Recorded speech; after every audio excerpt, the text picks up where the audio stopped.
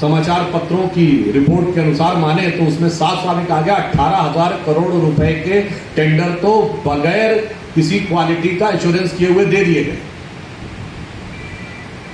और ये डायमेंशन इतना बड़ा है कि आपने देखा कि छत्तीसगढ़ में ये प्रकरण प्रकाश में आया कि महादेव बेटिंग एक्ट का पैसा छत्तीसगढ़ के मुख्यमंत्री को मिल रहा, यह आरोप लगाया है। और पैसा कहां से आ रहा है? यूएई से, यूनाइटेड अरब अमीरात से।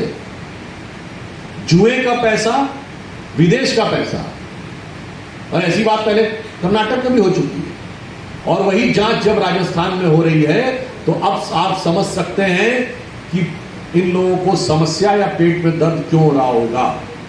यानी अब इसको लेकर मन में कोई संदेह नहीं रहना चाहिए कि देश और विदेश की कौन कौन सी शक्तियां हैं जो भारत में अस्थिरता उत्पन्न करना चाहती हैं और कांग्रेस के उनके साथ संबंध होने के एक नहीं अनेक प्रथम दृष्टया लक्षण दिखाई पड़ रहे।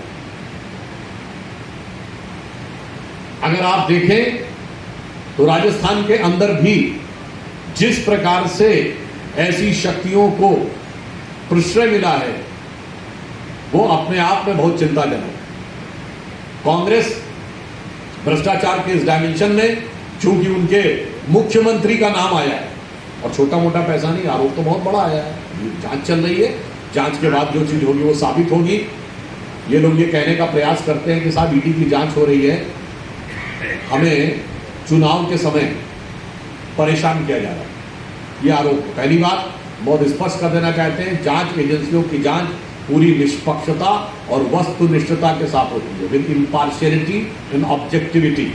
उसका इलेक्शन प्रोसेस से कोई लेना देना नहीं। और फिर भी यदि इन्हें आरोप है तो मैं कांग्रेस से कहना चाहता हूं 1990 के बाद का एक साल बता दीजिए जब आप पार्टी का कोई ना कोई एक नेता भ्रष्टाचार के आरोप में जांच एजेंसियों और कोर्ट कचहरी के चक्कर में काटा हो। आप सभी प्रमुख पत्रकार से मैं आप सभी कहूंगा अनुसंधान करिएगा, विगत 33 वर्षों का बताइएगा। पीवी नरसिम्हा राव के जमाने से, मनमोहन सिंह की बात नहीं कर रहा हूं, पीवी घोटाला कोयला घोटाला छोड़िए, पीवी नरसिम्हा राव के जमाने से शुरू करिएगा। इवन राजीव गांधी जी के जमाने में आरोप लगा था उसका 1986-87 में, बताइए। लालू प्रसाद यादव जी 97 में जेल चले गए। नरसिम्हा राव जी कांग्रेस के मुख्यमंत्री प्रधानमंत्री थे। झारखंड मुक्ति मोर्चा रिश्वत कांड 1994 सुप्रीम कोर्ट में प्रूव हो गया कि पैसा लेकर सरकार बचाई गई और कह रहे 2014 के बाद सब कुछ हो रहा है।